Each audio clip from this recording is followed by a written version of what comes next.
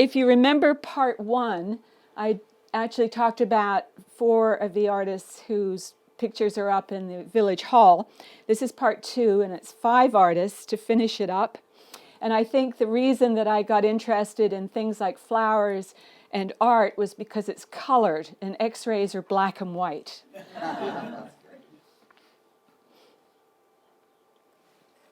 So, just for those who weren't here last year, what happened was that we thought these paintings really, nobody actually appreciates them because they're the wallpaper of the village hall.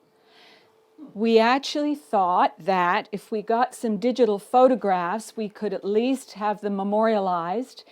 We could possibly use the images to generate some income for their care. Some of them are in pretty bad shape because they're moved around a lot. And also a photographic file would allow some research on the paintings and the artists.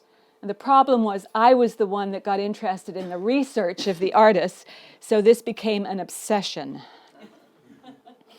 This is a photograph from the Annisquam Historical Society of a lovely lady, unknown, in the foreground, and it's a reminder for me to introduce the ladies first.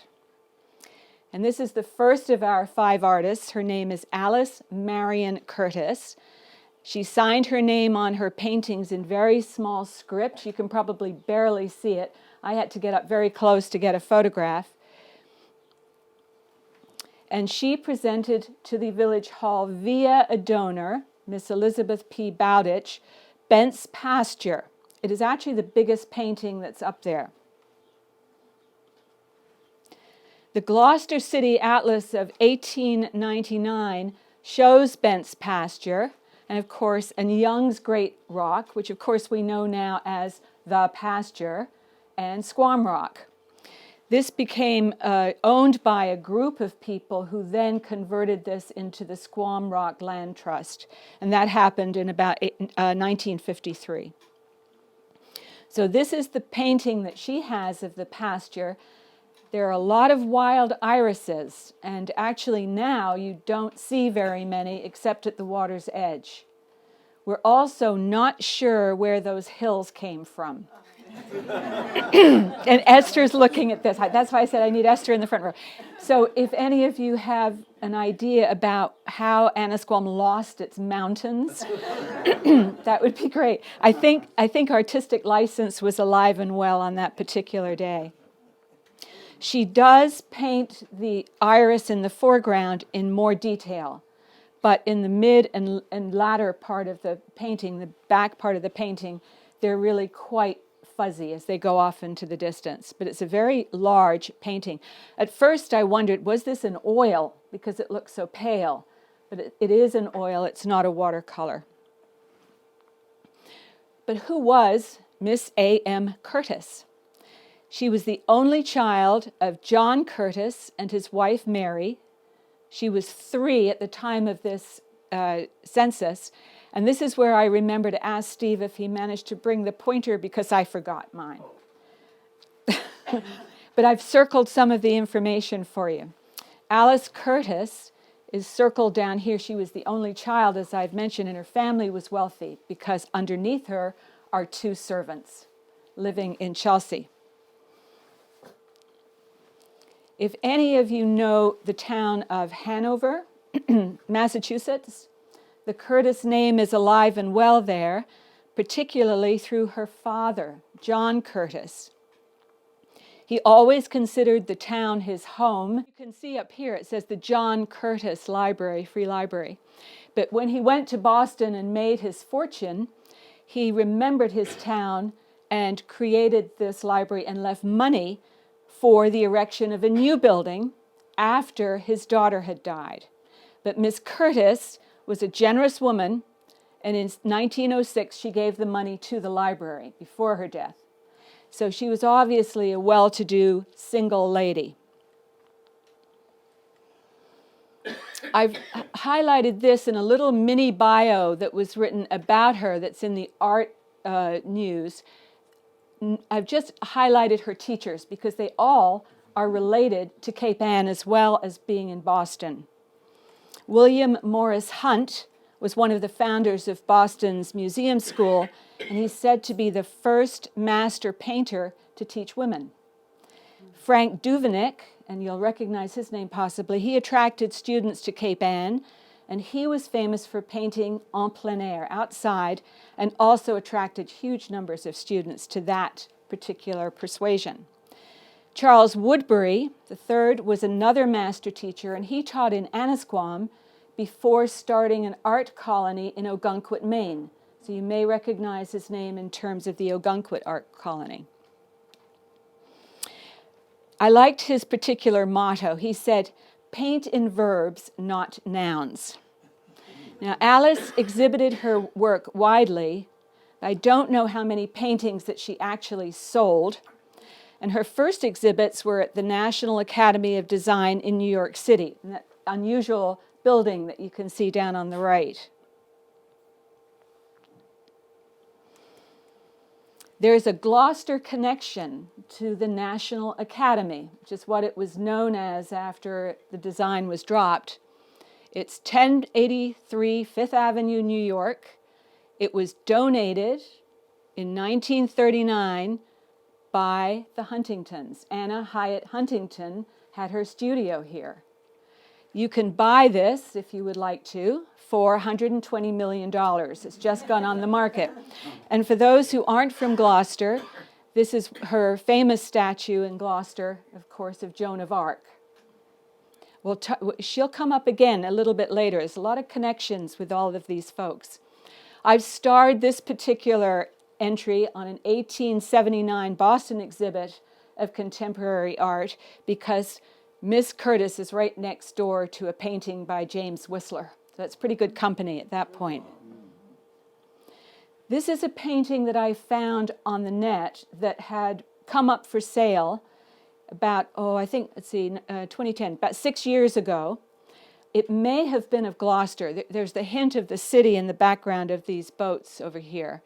And this one sold for $1,778. So just to give you an idea that her art is still around, it's probably at bargain basement prices, to tell you the truth. The real connection, though, and learning about Alice's life was through the donor, Elizabeth P. Bowditch, and I've learned that her name is Bowditch, not Bowditch. I have been apprised of that. Alice Curtis, and if you put them into a search engine, you come up with a huge number of matches, all related to Dr. Vincent Yardley Bowditch. He was a physician who specialized in pulmonary diseases, particularly tuberculosis, which of course was endemic at the time. And it's said that he never married because of fear of transmitting the disease to members of his immediate family. 506 Beacon Street was his office and his residence. He was joined by his maternal aunt, Mary Yardley, his sister, Olivia, and her friend, Miss Alice Curtis, an artist. So we have that connection that she's staying in Boston with this family.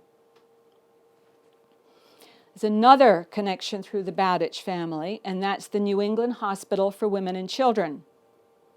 This hospital was supported by the Bowditch family as well as other Boston Brahmin families. It was established and run by women physicians and surgeons, one of whom was Susan Dimmock.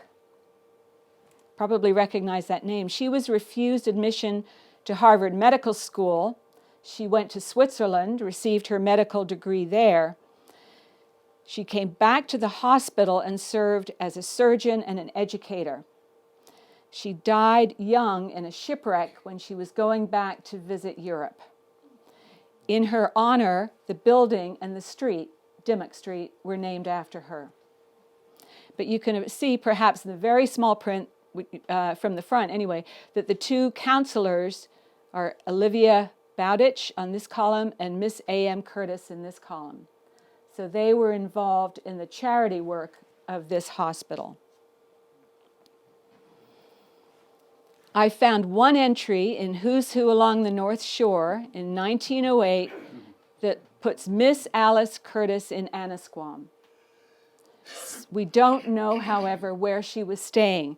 Now, I think, is Paul Littlefield here? Possibly not. No Littlefields? This is Paul's grandfather and grandmother down here in the corner, just underneath.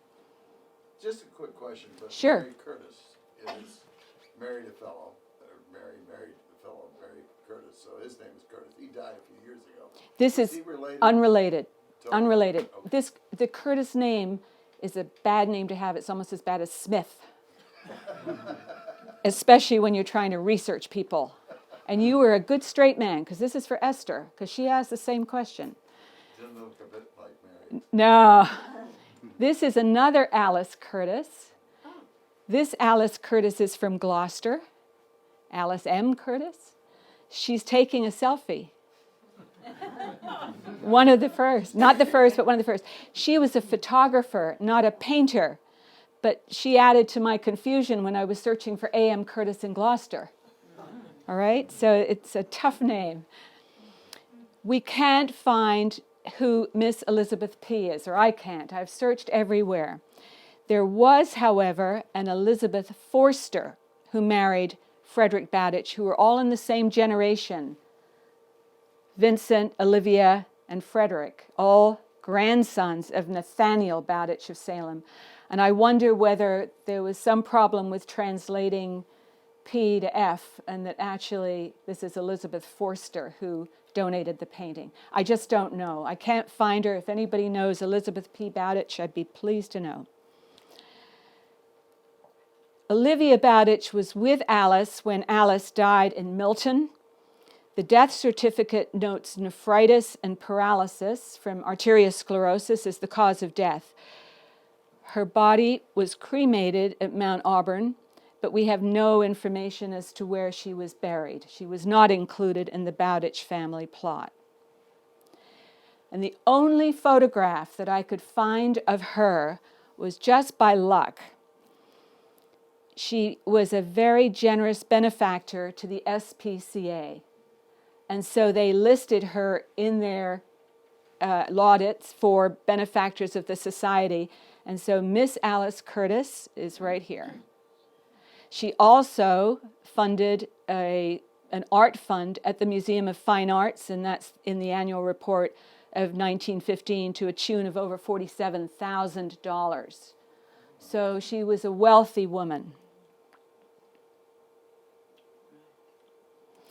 She has a lot in common with our second artist, second lady, Elizabeth Wentworth Roberts, who is also from a wealthy family, but from Philadelphia, not Boston. And this is her painting that's in the Village Hall. It's Village Church. It's a gift of the artist. It has on it 1920, so we assume it's painted that date. It's a loosely and thickly painted canvas. And if you look at it, it seems that the church steeple barely got into the framed picture. I don't know whether that was her purpose or whether perhaps they cut the canvas or whether she ran out of room. Don't know. And when you look at the relative view of the house in front of the church, it's much more in line with the church than would be from the shore. So it's possible that she painted this from a boat that was in the middle of the cove. And it is actually a study of water as much as it is a study of the church.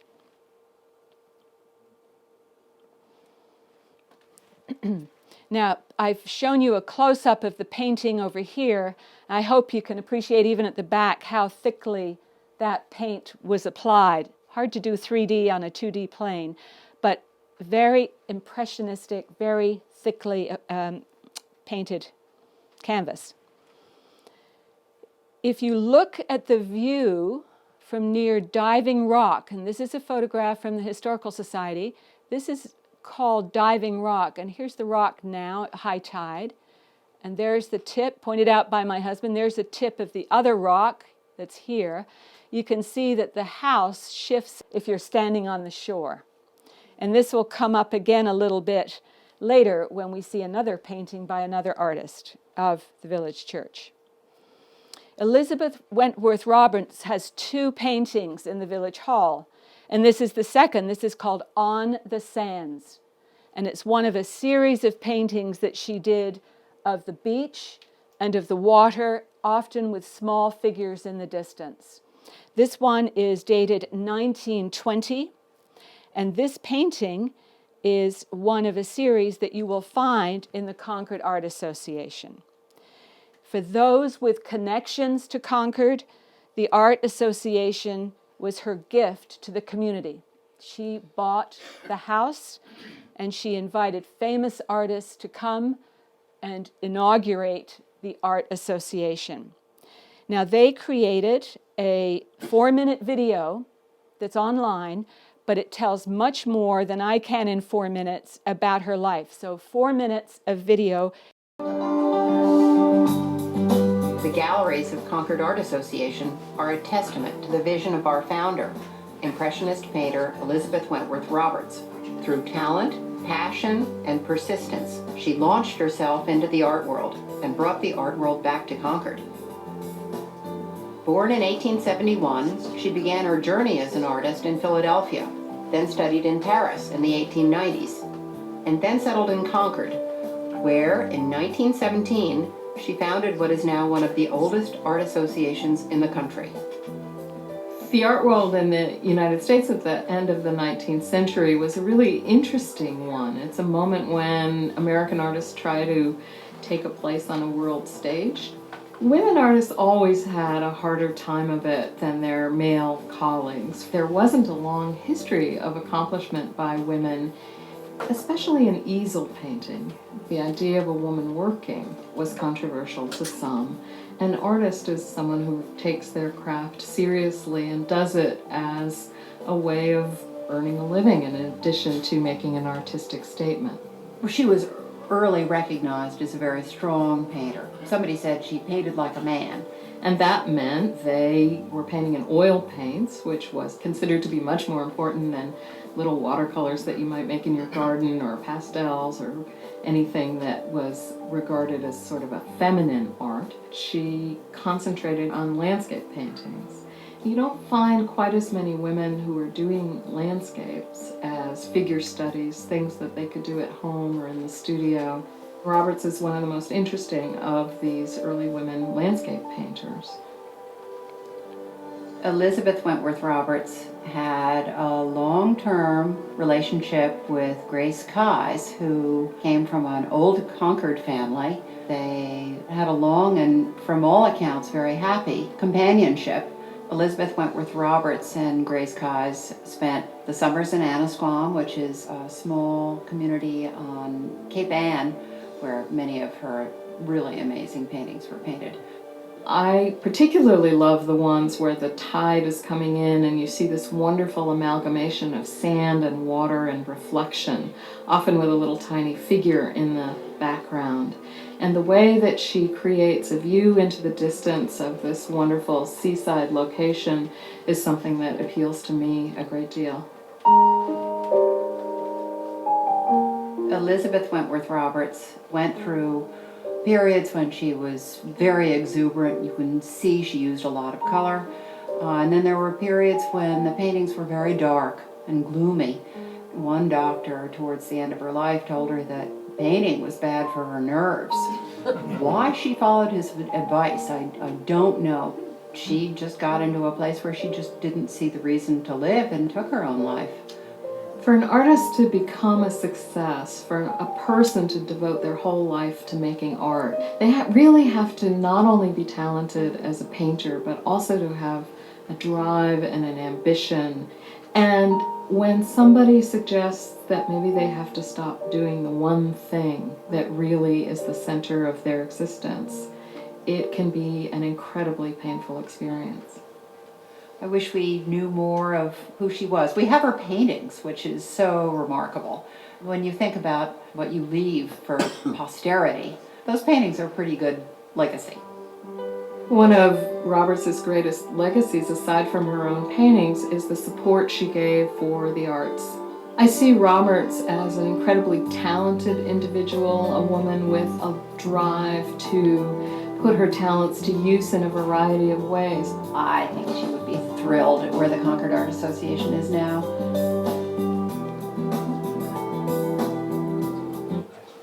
Okay, isn't that a lovely little video? Very good. Now, I've put the two paintings. You probably caught a glimpse of the village church on that first scan. And that is the painting that's up top. It was just a screen grab, so it's not very good quality as compared to our painting down below. So you can see that very similar appearance, different light, but she's got a bit more space above the steeple on the Concord one. If you want to know where the Kai's family stayed in Annisquam, this is Wilmot Cottage. Sometimes spelled Wilmont, so it's a bit confusing. If you want to go and visit it today, this is where you'd go. So, yes, so this is the Babson House on Cambridge Avenue. A lot of differences in the meantime. Not so much different is the house where she stayed with Grace Kais. This was Captain Davis the ferryman's house. Lovely roses around the front door. Anybody recognize this one? This is number 6 Leonard Street. More power lines, unfortunately, but still the same house. They talked about the beach scenes, which I think are her masterpiece, to tell you the truth. And this is one that's in public domain. Again, another one that's from Annisquam. Small figures, beautifully painted. Our picture, our painting is this. Now, the question was this just a hazy, brownish kind of day? Or was this when she was feeling really down? And there are lots of mentions of her death in the newspapers, even as far away as Rome, New York. And it's just mentions that she eluded nurses who were taking care of her in Concord and took her own life in Concord. So, very sad end to a very talented lady. But, as is mentioned, the Concord Art Association was her gift to the community. We'll move on to the gentlemen, and the first is George Loftus Noyes. The life of George Loftus Noyes straddled 2 centuries, and he lived to be 90. I've positioned him after Elizabeth Wentworth Roberts because of the subject matter, Lobster Cove. And this is his painting of the head of the cove. He was 63 years old, if indeed the date on the label is correct. He most definitely was standing on the beach. You can see that there's rocks and marsh grass on the left-hand side. He would have been standing under Mount Adna Cemetery to paint this, and the light indicates that the sun is in the west, and it's a very dark painting. This is what the scene would look like now. We took this at high tide last week, about 100 years later. And this is to show you a close-up of his paint on the right-hand side. It turns out that this gentleman, Mr. George Loftus Noyes, was really quite an educator, quite a teacher. In 1901, he taught during the summer in Annisquam, as he did many other summers. He became an early teacher to Newell Convers Wyeth, father of Andrew Wyeth, grandfather to Jamie Wyeth. He also studied, this is N.C. Wyeth, also studied with Noyes in 1921, saying his color knowledge is superb, and I think he will give me much help at this juncture. Now, I thought that this was for somebody who was a colorist, the painting looks rather dull, but if you go up closely, you can see how he applies color to get those effects. And I think this is one of the paintings that he was perhaps trying out at dusk or at twilight, because most of his work that I've seen in books or on the internet has been very light. Here he's turned around on another day and he's looking down the cove towards the bridge. And this was for sale on one of the art sites, and I don't know whether it has been sold in the interim, but this is more the style. I looked for some more paintings and I found this one, and that's the little shed. You might have noticed that in Elizabeth Wentworth Roberts' painting. She had a little shed on the right side of the cove. Very light. But then, here's a puzzle. Then I find this, and I think that can't be just digital manipulation of an image. That's too strange. Did a little bit more research and found out that you too can have a hand-painted George Noyes painting. You can order it by the inch. It even comes with his autograph, his signature. This one happens to be a company called Ocean's Bridge, but you can also go to another one and get his exactly the same self-portrait painted by another set of artists in China. So therefore, buyer beware. Obviously, George Noyes has become more popular over time, and you can buy your own George Noyes painting from many different dealers. Who was he? Born in Canada, but to American parents, 1864. Apparently they were there as part of the initial oil search and discovery. But his father died, his older brother died, and the next we know, he's back in the States with his mother and younger brother. And his mother, Lydia Noyes, although at other places she spelled, her name is different, but Lydia Noyes is running a boarding house in East Cambridge with 2 young sons to take care of.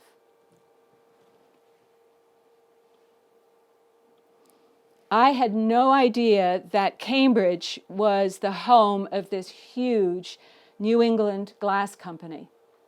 And George Loftus Noyes, it was appreciated that he was an artistic soul, and he was put to work as an apprentice painting glass at the New England Glass Company in Cambridge. This is not his work. It's just to remind me to tell you that his job was to paint images, figures on glass.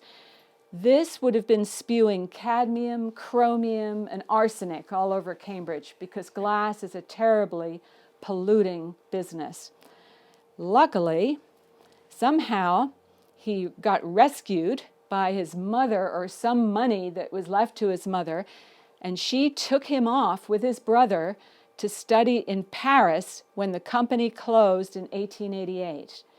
There, he met and became good friends with Maurice Prendergast, and they worked together when they came back to Boston and exhibited together. He established his first studio on School Street, and this is what the building looks like now. I don't think you'd recognize it as a studio, but artists in those days moved around from place to place to try and find a cheap place to rent to paint, and finally he ended up at Fenway Studios. I think, though, a lot of his actual money came from teaching. He was well known as a teacher of art. He had the good fortune to get hired as a companion artist by Frederick Edwin Church for 2 trips to Mexico. Now, if you actually write real letters and you actually use real stamps, these may be in your desk drawer. And the artists of the Hudson River School were featured on one of the last sets of Forever stamps, and this is Frederick Edwin Church. So he was known for his beautiful displays of sunsets and luminosity. And of course, George Loftus Noyes, as a young man, would have been soaking up all of that information. He taught art at Stanford University, so he was considered to be a very good teacher. He came back to Annisquam each summer. Then there was an article in December 1906. He lost practically all that he had in the world. Any ideas about what that might be? Fire in the studio. the San Francisco earthquake. He was at Stanford, and the building on the left is the ruins of the church at Stanford, and on the right, it's what's left of the library.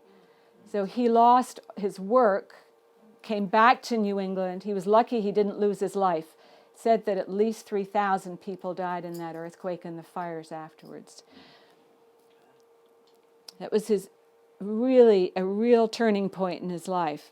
But he spent summers in Annisquam and Rocky Neck. They moved to Rocky Neck, he and his wife, Mr. and Mrs. George Noyes. But wait, where did he get a wife? Well, they're staying together at the Annisquam Lane homestead with Aunt Tot during the summer, boarding there. Another image from the Annisquam Historical Society. But he got married to her in Annisquam. And he met his wife in Annisquam at a friend's house in Norwood Heights. So incest started early on.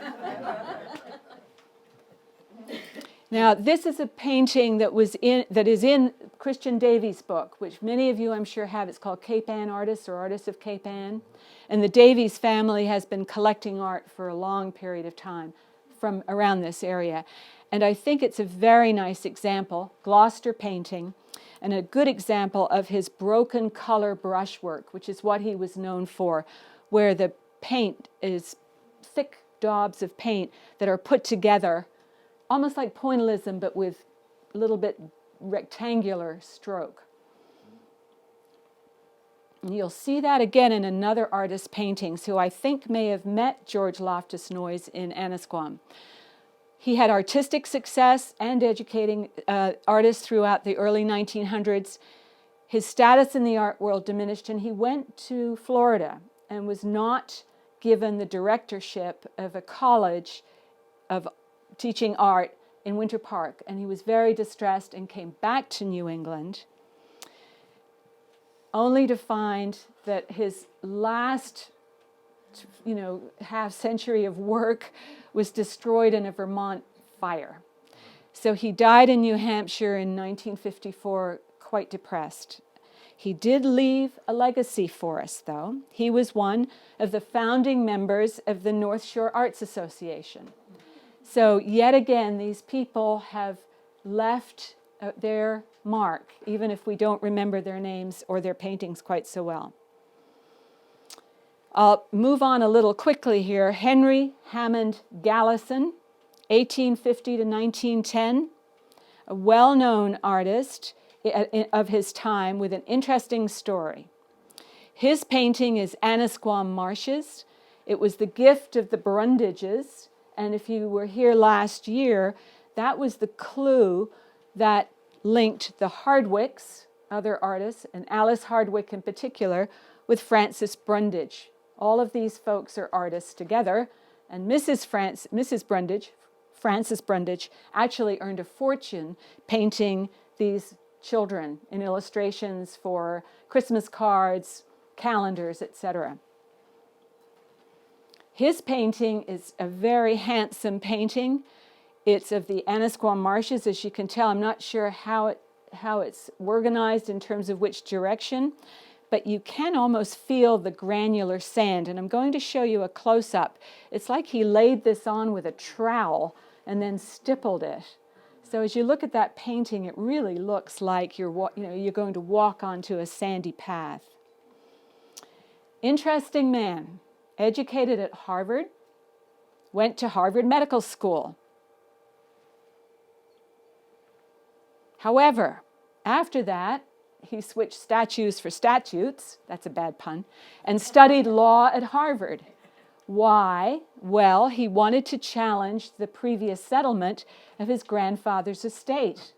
And he must have done quite well at doing that, because he managed to get very wealthy very quickly and then fulfill his dream of going to art school. He became a student of Tommaso Juglaris at the Boston Art Club. Now, Esther's shaking, she's nodding. This is an interesting man, and it's worth a whole hour of talking about him, but I will not do that. I will just show you one of his pieces, which is in the Michigan State Capitol A website now has put together a lot of his work and his life, and it was a problem at figuring out who he actually was, because if you see this little icon up here, that's his signature. So it's J and T, Tommaso Juglaris, with a little line underneath it.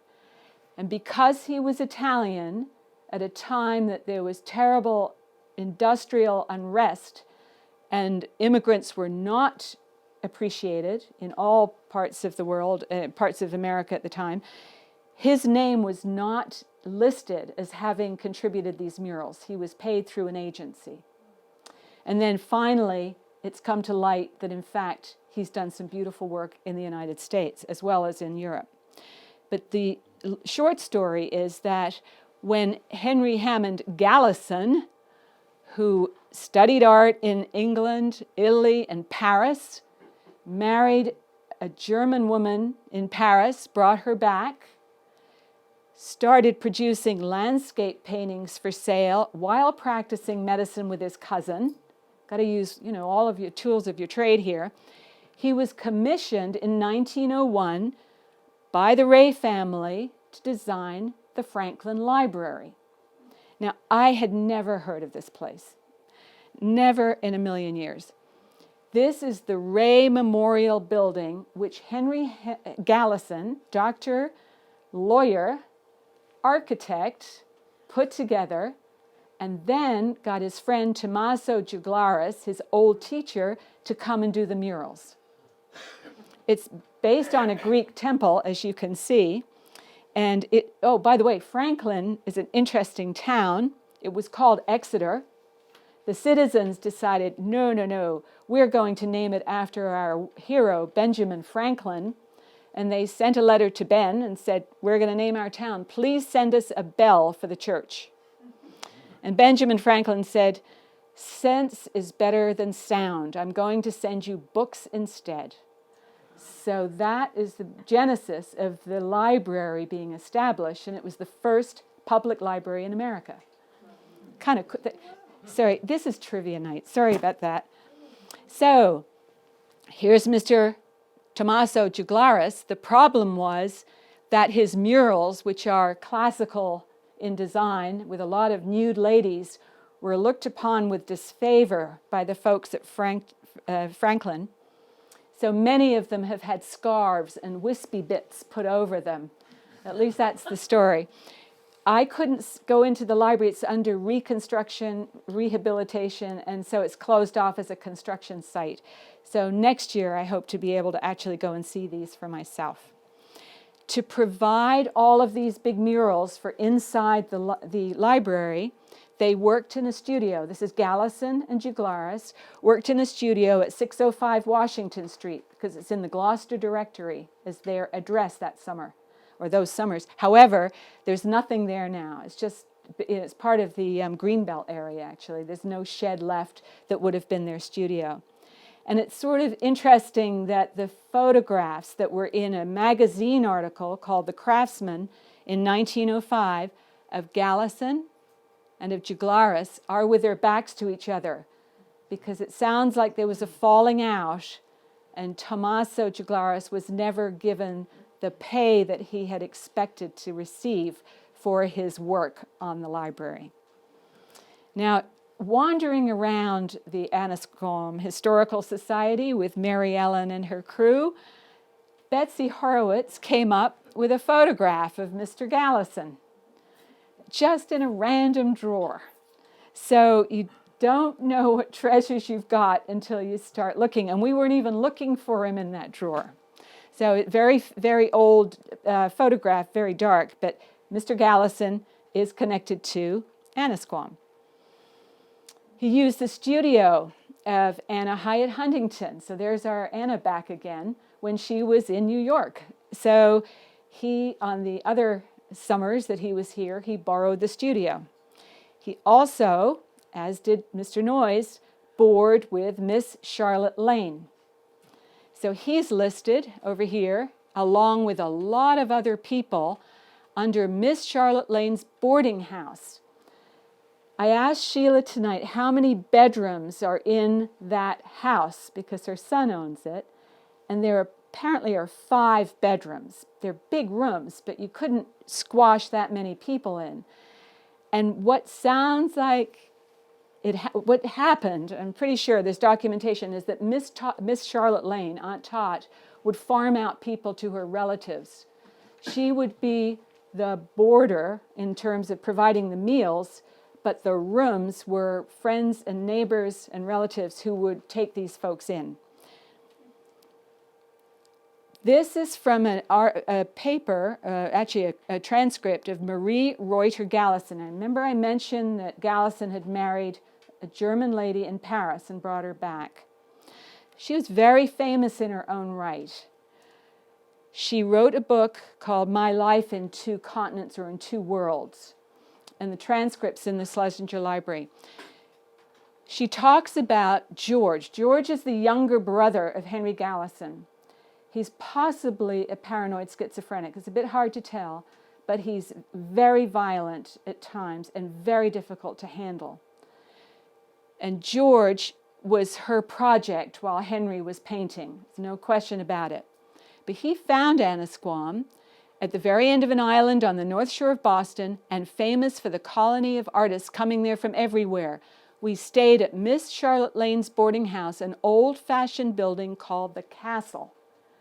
So I think that they were actually put up in the Bragdon house, which has always been called the Castle, probably because it was a large house, and probably went for their meals up to Miss Charlotte Lane.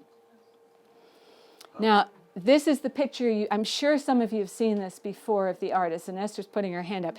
And this was done in 1888, photographed by Thomas Clark, very interesting photographer. And it shows a group of people, but without knowing who they are, it means nothing. These are Marie and her husband, Mr. Galison, Henry, right here. And if we go one more slide, this is George. Now, he looks a little unusual, to tell you the truth, but I'm being suspicious after I know that at one point he actually tried to kill Marie. And it was only by her husband getting there in time that she literally wasn't knifed to death. So this was an unusual situation that they were trying to control somebody where there was no medication at the time, obviously had mental health issues, and he was part of and parcel of her life in the United States. Now, I'm going to read this out loud because you probably won't be able to see it, and it's very important because my husband thinks this is a scam. There was a picturesque little church in Annisquam, but the villagers were so poor that they had no money to pay the salary for a clergyman. So given, this is Marie writing, I thought I had found a way to unite the villagers with the summer guests for good and to help ourselves with George. In other words, give him a project. So he and I scoured the neighboring little places and induced particularly the natives to take part in the entertainment, the natives, of course, being the Annisquamers who lived here all year round, to take part in the entertainment and to bring with them as many of their summer guests as possible. This first entertainment was a howling success. Some of the well-to-do cottagers had contributed generously so that plenty of money was collected to assure a salary. So David thinks this was a setup. Right, David? But the best reward for our trouble was that the little colony wished to have regular weekly entertainments. It was decided that everyone was to pay a quarter, and each one who felt like it was to play or recite something, give a little talk on a generally interesting topic, and then spend the evening in pleasant companionship. So there's going to be a jar on the back table, and you can put your quarter in it when you leave. Now, this was, again, written by Marie. Now, I told you that she was an interesting person, and probably as interesting as her husband. Henry died in Brattle Street in a boarding house, and boarding houses weren't just for poor, it seems. A lot of people used boarding houses. They didn't have to cook, for one thing, and things were taken care of for them. And Marie and Henry, you can see he's had a stroke. very ill in the last year of his life. He still came up to Annisquam that prior summer, and the doctor from Boston visited him here. So talk about house calls, right? So Marie had had a life as an opera singer. This woman sang for Clara Schumann and Brahms. In her book, which you will, if you want to go down to the library and look at it, you find out that she established the Radcliffe Chorus. She was working with Dr. Davison, who was in charge of the Harvard Chorus. She was in charge of the Radcliffe Chorus, and they put together a project. We're going to do Gluck's opera. Now, the problem was with that, if you can look at the timing of this came out in the Harvard Alumni Bulletin in 1914. And she's German. The timing was everything. Her life turned upside down. She ended up actually going back to the continent to try and get some of her husband's paintings that had been left there. She had a life in two worlds, she really did. She was involved with the Quakers and Relief for Germany after the war, but she was never really accepted back in the United States as being anything except German. She knew that things were dreadful going into the 30s and early 40s. She actually had an interview with Hitler and Goring. So this is an interesting woman in her own right, and her story, as she wrote it, is in the Schlesinger Library. Now we come to the grand finale. Oh, finally. Now I found out we've got a Gail way back there in the background, don't we? Your father had the same situation as Tracy Hoppin. Windsor Gale had his mother's maiden name as his first name, correct? Correct. That's what Tracy Hoppin had. He's not a girl. It was Clara Tracy who was his mother. So he lived from 1871 to 1958, long life, and his family is here. Some of his family is here, I should say. And his painting is Annisquam Meadow, 1921, his gift. I didn't show you his signature because there's not one on that painting, interestingly. And I don't know whether on the paintings that you've got, are they all unsigned? Unsigned, yes. They're all signed. No, unsigned. They're all unsigned. Yeah. Anything on the back? Maybe something on the back. But I don't think we signed any of the paintings. These ones we have at our house. Isn't that interesting? Maybe I better get the microscope. Get out there. So Tiny signature. I'll show you this painting. This is his painting, also called Annisquam Meadow, probably the pasture, with a stone wall. I think that there's a little more artistic license going on here. I'm suspecting that he just left the lighthouse out and made the promontory a little bit bigger. I'm guessing that. But I want to show you something. Remember I showed you about the broken paint brushwork of noise? I'm no artist, but what do you think, Esther? Yes. Could be that, of course, noise is up there teaching all the time, and they're all knowing each other in the same era, so they're all going to get different techniques from each other and maybe try them out. So I thought this was really interesting to see this similarity. Now, this is a wonderfully interesting family. They said they didn't know much about their grandfather, so I'm going to take them back a few steps here. Tracy Hoppin, grandson of ex-Governor William Warner Hoppin of Rhode Island. William Warner Hoppin, lawyer, educated at Yale, Governor of Rhode Island, Society of the Cincinnati, staunch Unionist in the American Civil War. Very interesting history of his own. The bride is given away by Edward Livermore Burlingame. He's an editor and a writer. He's associated with the New York Tribune and Charles Scribner's Sons. An interesting literary background here. Now we get to something interesting again. The bride is a granddaughter of the late Anson Burlingame, at one time minister to China. It so happened that we came back from New Zealand via San Francisco. And we decided to stay over in San Francisco area, which was not the best idea in the world, but we did it anyway.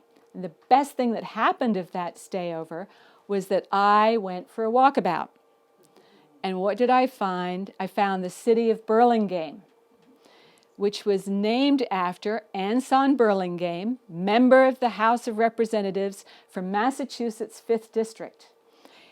Interestingly, he had a duel with Preston Brooks, all arranged, but he was a good shot. This was a rifle duel. And Preston Brooks, realizing that he was probably going to be literally outgunned, bailed. So never had the duel. He was minister to the Qing Empire in China under Lincoln, and he was a diplomat following that assignment. So this is a family with really interesting roots. Thank you for coming. It's good. Yeah. And in let's see if I can get the date right here. This is in 1910, or no, it's the census, yes, 1910. He and his wife are in Manhattan, and they're living together with a servant, so they're in pretty good financial situation. And he has 2 Harvard reports that he submits. He went to Harvard and went abroad, and it sounds like he actually had a very tough nervous breakdown. He ended up staying in Europe 8 years. And then he came back, managed to meet Miss Constance Burlingame, lived in New York City, and became a painter. He'd been learning painting while he was on the continent. Now, his parents and his extended family behind him obviously had enough support for him to do that. I put this in because all of us think that Boston is the hub of the universe. But no. In 1915, the New York Times says New York is the social hub of the universe, and also that the formal winter season is ushered in when the curtain rises on the first act of Samson and Delilah at the Metropolitan Opera House. So the winter season does not start until the opera begins. Now, these 2 were involved very much in the social scene. Mrs. Tracy Hoppen is involved in hosting a series of 6 small dances. And in the meantime, her husband is doing good work at helping in the West Side Juvenile Club, which is to take care of the poor children in Greenwich Village. So they have they're cemented into New York life. I found a painting online again that was sold, and this is back in 2010. Yep, thanks. And it's obviously of Annisquam. And not quite sure when they first started coming to Annisquam, but definitely in the beginning of the 1900s. This is when we can find out from different who's who lists of the Annisquam population, etc. 1912, 1913, 1915, 1917. And he's often here with his mother, Mrs. Frederick Hoppen. The family was at first, see if I can read this here, at the Hubbard, this was what gave us a bit of a problem. He was first said to be staying at the Hubbard Cottage. So I tried everywhere to find out what the Hubbard Cottage was. Nobody knows. Hibbard Cottage, yes. Hubbard Cottage, no. So we're not sure about that. But it turns out that they actually had a real house. It started off being a house that was called Annisquam Heights. Later, Squam Rock Road, when the road came in. And you'll be pleased to know that if you look at this right here, my teaching aid here, Tracy Hoppen is listed as one of the founding members of the original Annisquam Association. So, Charles Bradley, Annie Meyer's grandfather, Ingersoll Bowditch is another Bowditch, but we can't find them in a directory or find out where they were living. Ricker Bragdon, Tracy Hoppen. So this was the original Annisquam Association that was founded in 1921. The other point was that when Clara, his mother, died, Clara Tracy Hoppin, when Tracy Hoppin's mother died, she left the premises in Gloucester. And with a little bit of detective work, we finally figured out what they were. Everybody know this? At the end of Squamrock Road, sold to Dorothy and Arthur Wigan and Jenny Taylor in 1927. So that's the house that was the Hoppin house in Annisquam that we can document. This is information. Now, this is a painting that one of you have, because she sent me, and it looks to me like it's going across the water to Wingersheek, but I don't recognize that house. If anybody in the audience, this is called Help Me Out here. Of course, things changed, as you saw from that first house on Adams Hill Road, or Cambridge Street. Anyway, at Cambridge Avenue. So this is one of the Annisquam scenes. But the nice thing is that the family sent me photographs. So this is Tracy Hoppin's wife. Is she beautiful? And I think this must be the son Philip. No, this is our mother. Your mother. Yeah. That's Barbara. That's Barbara. I wasn't sure whether it was a boy or a girl. Okay, so that's Barbara. So the next one then, is that also Barbara? Yes. At a younger age. I thought they might have been taken at the same time because the cushion is the same. If we go back, see there's a cushion there too. So I thought, and there's on a granite stand, that must have just been what you did with babies. We don't put our babies on cushions anymore, right? And there's Tracy Hoppin. Isn't that a lovely picture? And let's see if I've got another one here. Oh, and this is the house. We know this house because it's that hip-roofed old house as you come into Annisquam on your right, immediately across from the village church. This is the house that he painted, and this sounds like the one that you thought was their summer house. Right. It was. Yeah. We can't find them as owning it. They may have rented it at some point after 27. But it's obviously something that he painted for his family.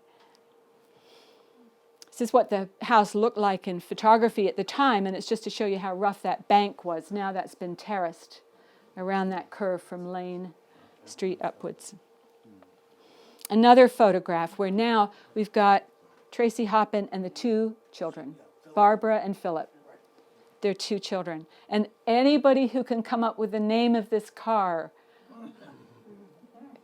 Model T. It's probably a good guess. Anything with a Model T.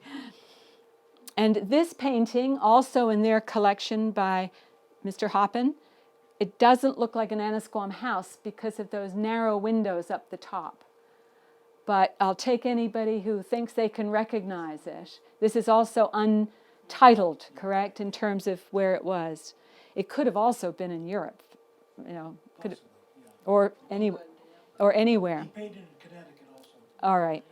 And out west also. And out west, that looks more New England with the picket fence. So we were trying to make it fit something, but we couldn't. Here's another painting, which is the one that I think Charlie sent me.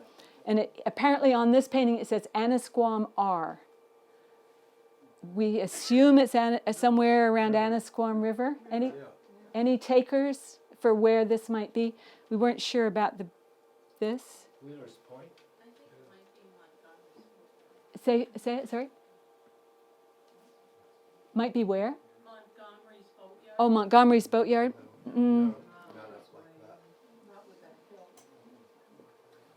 We'll take any suggestion, but it's obviously this. I'm sure this is New England, this area.